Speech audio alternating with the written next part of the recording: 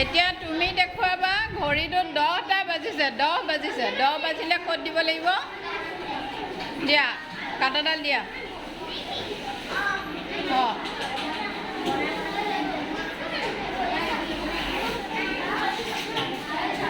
এতিয়া কোৱাচোন 10লে যিডাল কাটা আছে এডাল কি কাটা ঘণ্টা কাটা আৰু 12লে যোৱাডাল মিনিটৰ কাটা তোমালোকে বুজি পালানে 10 বাজিছে 10 বাজিলে 10ৰ পোনে পোনে থকাটো কি কাটা